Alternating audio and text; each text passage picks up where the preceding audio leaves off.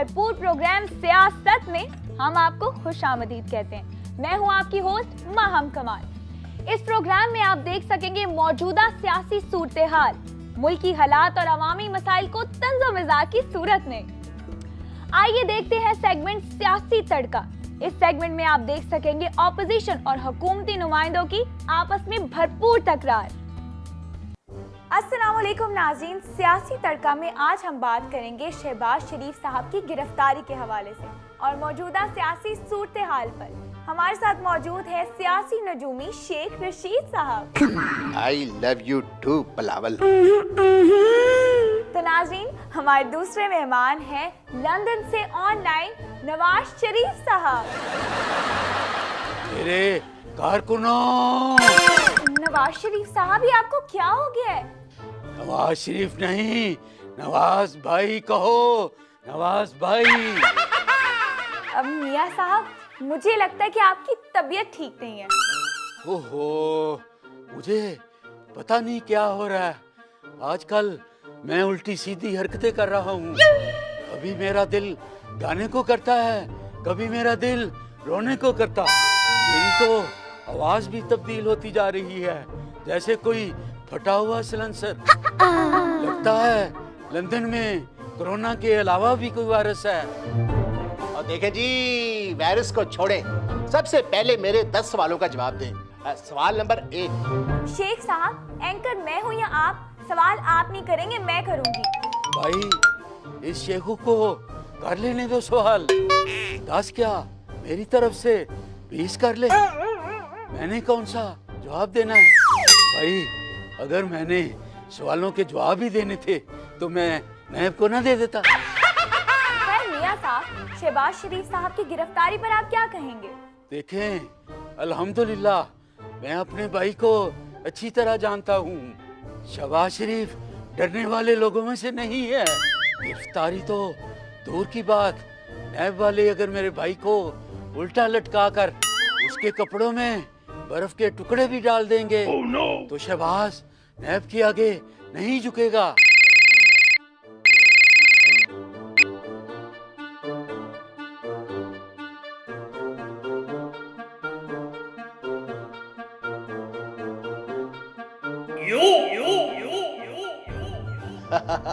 खुदा झूठ ना बुलवाया जी, इतना खतरा शहबाज शरीफ को नैब से नहीं है जितना खतरा इन बाप बेटे के बयानात और सियासी पॉलिसियों से है। खुद तो ये लंदन बैठे हैं जी, बेचारे शहबाज शरीफ को फंसवा दिया। देखें, मैं कोई शौक से लंदन नहीं बैठा। अल्लाह के फजल करम से बीमार हूँ और अपना इलाज करवा रहा हूँ। तो मियां साहब, आप कब ठीक होंगे? जब सब कुछ ठीक हो जाएगा तो इंशाल्लाह मैं भी ठीक हो जाऊंगा। तो देखें जी, किसी एनआरओ की उम्मीद में नहीं रहे। आप पीपल पार्टी और नून लीग के लिए कुछ अच्छा नहीं होने वाला। दिसंबर और जनवरी में झाड़ू फिरने वाला है जी। अभी तो एक गिरफ्तारी हुई है, सब गिरफ्तार हो जाने हैं, सब सफाइयां हो जानी है। मेरे सारे कारकुन तुम्हारे सारे झाड़ू तोड़ देंगे। लो जी, फिर आ गए वायरस। मियां साहब, सब बातें छोड़ें, मेरे 10 सवालों का जवाब दें। मियां साहब, आप शेख साहब के 10 सवालों के जवाब क्यों नहीं दे रहे? ठीक है, मैं शेख साहब के 10 सवालों के जवाब देने के लिए तैयार हूँ, लेकिन एक शर्त पर। क्या शर्त? मैं इनके तमाम सवालों के जवाब इनकी शादी पे दूंगा। लो जी, लगता है लड़की देखनी पड़ेगी। मियां साहब, एक खबर ये भी है कि हुकूमत आपकी वापसी के लिए बरतानवी हुकूमत को खत लिखने का सोच रही है। एक तो मुझे पीटीआई वालों की समझ नहीं आती। पहले इनका नारा होता था गो नवाज गो, गो नवाज गो। अब मैं लंदन में हूँ और अब कहते हैं कम नवाज कम, कम नवाज कम। ओ भाई, तुम मुझसे इतना कौन सा उदास हो गए हो जो मुझे वापस बुला रहे हो? मियां साहब, आपको क्या लगता है कि एक खत लिखकर हुकूमत आपको वापस लाने में कामयाब हो जाएगी? देखिए, अल्लाह के फजल करम से ये बरतानिया को खत लिखें या ईमेल करें, चाहे तो व्हाट्सएप पे वॉइस मैसेज कर दें। मैंने आना तभी है जब मैं मुकम्मल तौर पे ठीक हो जाऊं, और मैं तभी मुकम्मल ठीक हूँगा जब मेरा दिल चाहेगा। मियाँ साहब आपके लिए एक गाना लिखा है, अगर आप इजाजत ना दें तो पेश करूं। जो लूटा है पैसा लुटाना पड़ेगा, चाहे रोके आपके दोस्त चाहे पार्टी के लोग, वापस आना पड़ेगा। जो लूटा है पैसा लुटाना पड़ेगा, नैब का चक्कर लगाना पड़ेगा। जो लूटा है पैसा लुटाना पड़ेगा। वाह वाह शेख साहब, क्या गाते हैं आप। वाह वाह वाह वाह, मुझे तो समझ ही नहीं आई ये क्या गा रहे थे। मियाँ साहब आपको समझ आनी भी नहीं है, आप मेरे 10 सवालों का जवाब दें। सवाल नंबर 1, आप उसामा बिन लादेन से कितनी बार मिले? सवाल नंबर 2, आप दुश्मन मुल्क के वजीर आजम से क्या क्या बातें करते थे? सवाल नंबर 3, पर्दे में रहने दो, पर्दा ना उठाओ, पर्दा जो उठ गया तो भेद खुल जाएगा। लगता है मियाँ साहब पर फिर हाजिरी हो गई है। ये मुझे क्या होता जा रहा है बार बार। मियाँ साहब, वजीर आजम इमरान खान साहब का कहना है कि आप और भारत मिलकर पाकिस्तानी इदारों को कमजोर करना चाहते हैं। ओ भाई, पाकिस्तानी इदारों को मैं कमजोर करना चाहता हूँ या इदारे मुझे कमजोर करना चाहते हैं?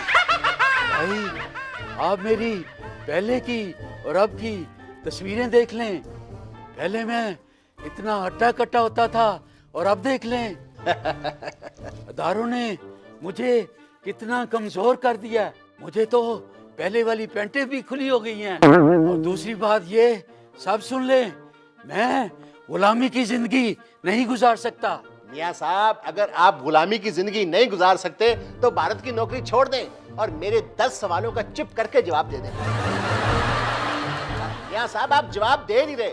वो खुद तो कहा है चुप करके जवाब दे। चले फिर बोल के जवाब दे दें। अब मैं आपको जवाब भी दूंगा और वो भी दूंगा। वो क्या देंगे? एक पप्पी इधर, एक पप्पी इधर।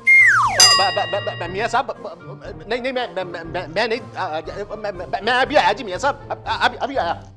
अब शेख साहब तो नवाज शरीफ साहब को पप्पी दिए बगैर ही चले गए।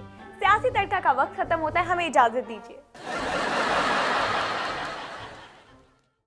आइए देखते हैं सेगमेंट घबराना नहीं है। इस सेगमेंट में आप देख सकेंगे कि हुकूमती नुमाइंदे कैसे अवाम को तसल्लियां देते हैं। नाज़रीन, आप देख रहे हैं सेगमेंट घबराना नहीं है। इस सेगमेंट में हम बात करेंगे अवाम के मौजूदा मसाइल पर। जी, अवामी मसाइल पर बात करने के लिए हमारे साथ मौजूद हैं अमीर जमात इस्लामी सिराजुल हक साहब।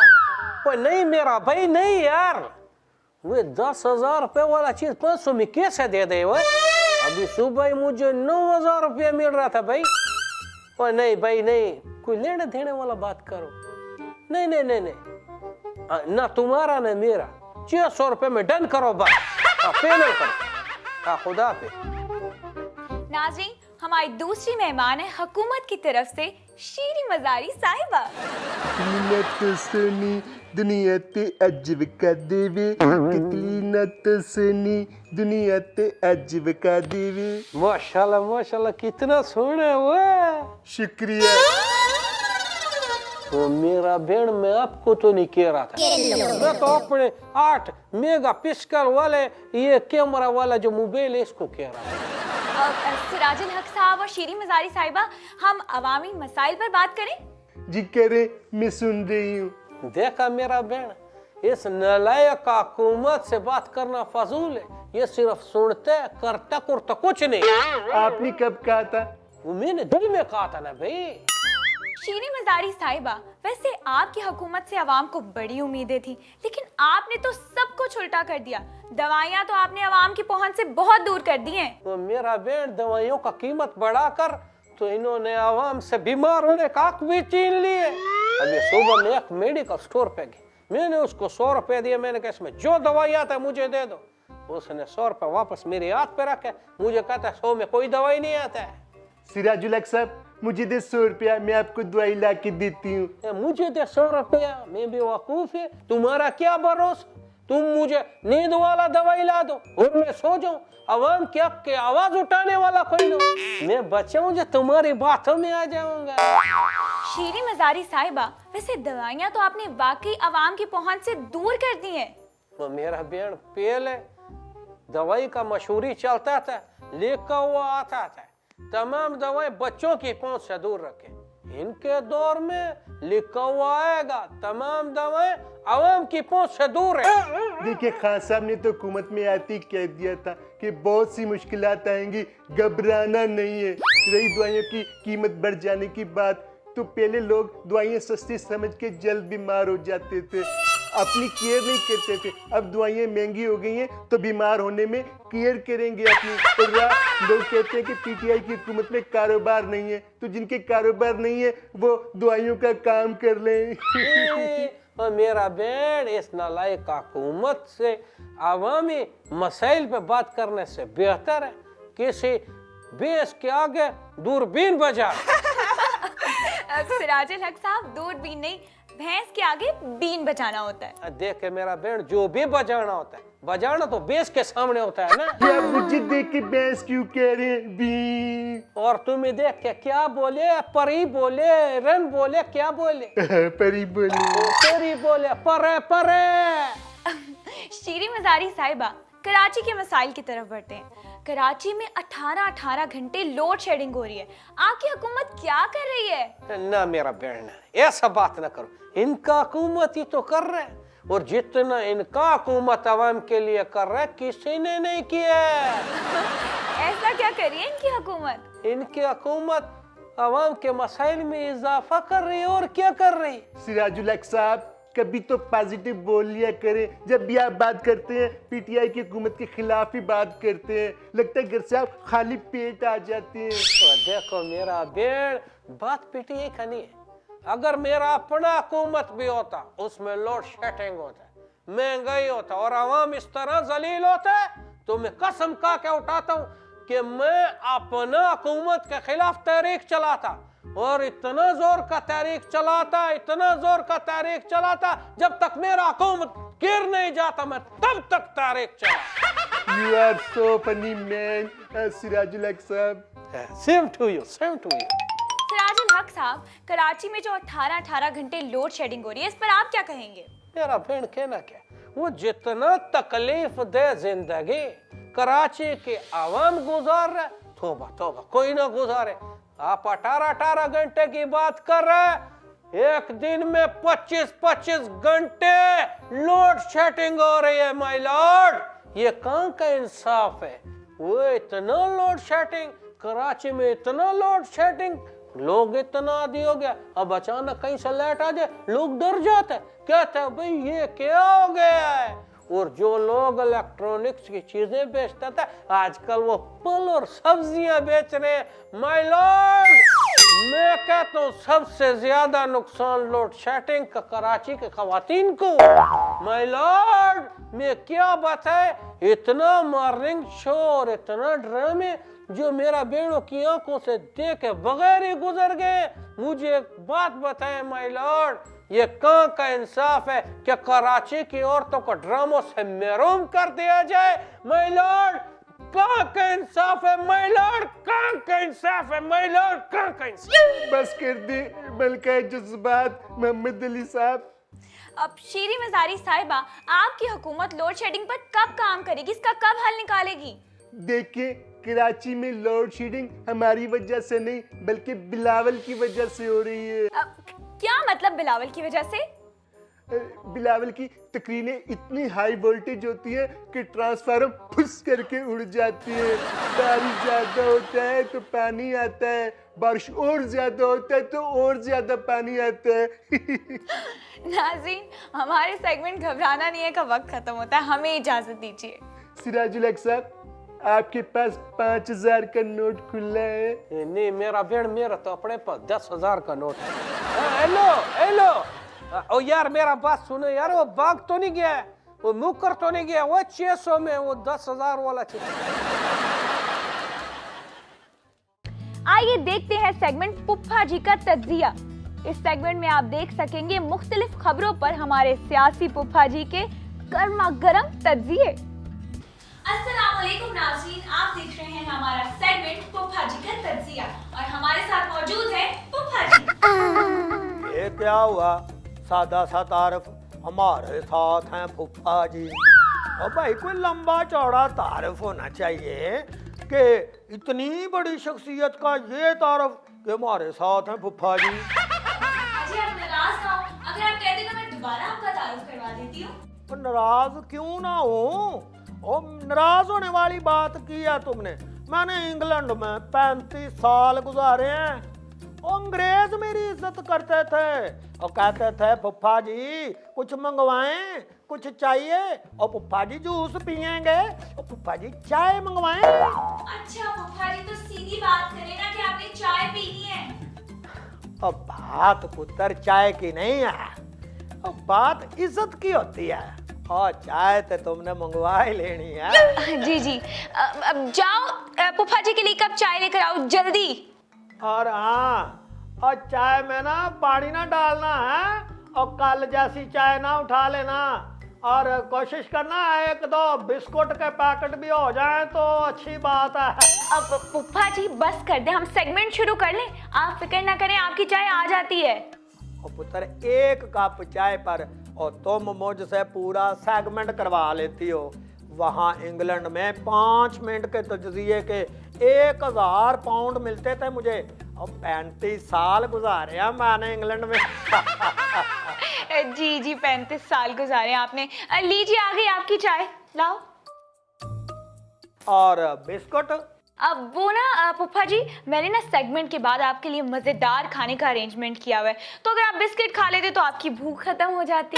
हाँ, चलो फिर ठीक है। वैसे मैं खाने का तुम्हें पता है मुझे इतना शौक नहीं है, लेकिन अब तुमने बनवा लिया है तो फिर खा लेंगे हैं।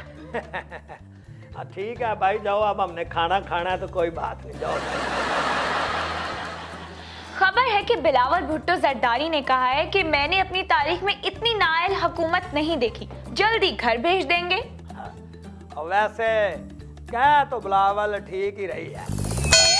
मेरा मतलब है कि कह रहा है उसने अपनी जिंदगी में वाकई इतनी नाअहल हुकूमत कभी नहीं देखी होगी, क्योंकि जब पुत्र उसके बाप की हुकूमत थी ना, तब वो बहुत छोटा था और रहता भी मुल्क से बाहर ही था।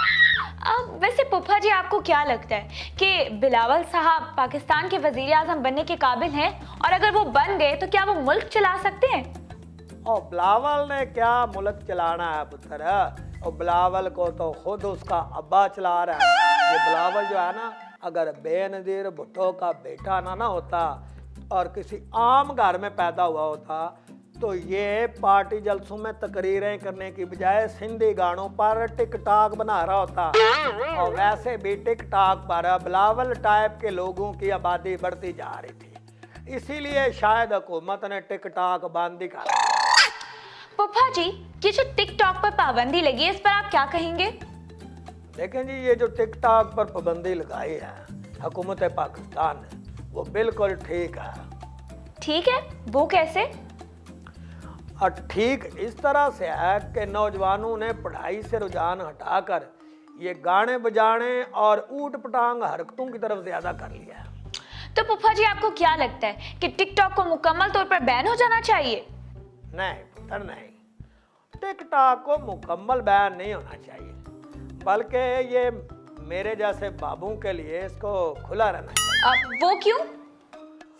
वो इसलिए कि ना तो हमने स्कूल जाना होता है, ना ही किसी ड्यूटी पे जाना होता है, और घर में हमने बोर ही तो होना होता है। इसलिए मेरा ख्याल है कि टिकटॉक जो है वो कम अज कम वो बाबू के लिए खुला रहे।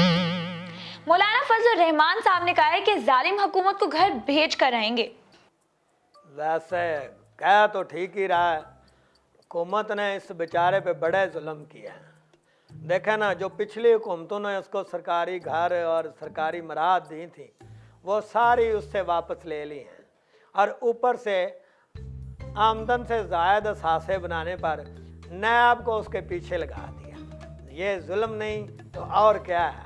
और देखें, आदमी जितना भी चाहे करप्ट हो, है तो इंसान ही ना जी, उसके सीने में भी दिल है, दर्द होता है।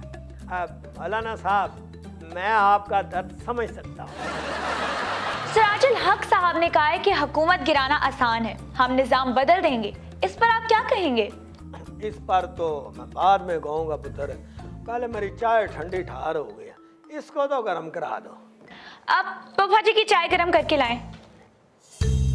इसमें तो चाय है नहीं है। अच्छा, चाय है नहीं इसमें? चलो फिर ऐसे करो कि इसमें चाय डाल के उसको गर्म करके ले। तो मैं कह रही थी कि सिराजुल हक साहब ने कहा है कि हुकूमत गिराना आसान है, हम निजाम बदलना चाहते हैं। अच्छा, ऐसे करो कि तुम सिराजुल हक को ना अपना नंबर तुम लाओ, पता तो चले कि वो किस तरह का निजाम लाना चाहते हैं, बात कराओ। कॉल जा रही है। हेलो, सिराजुल हक स्पीकिंग। अस्सलाम वालेकुम सिराजुल हक साहब, हमारे साथ पुप्पा जी मौजूद हैं, वो आपसे बात करना चाह रहे हैं। सिराजुल हक साहब, अब कैसे हैं आप? वालेकुम अस्सलाम वरहमतुल्लाहि वबरकातुहू।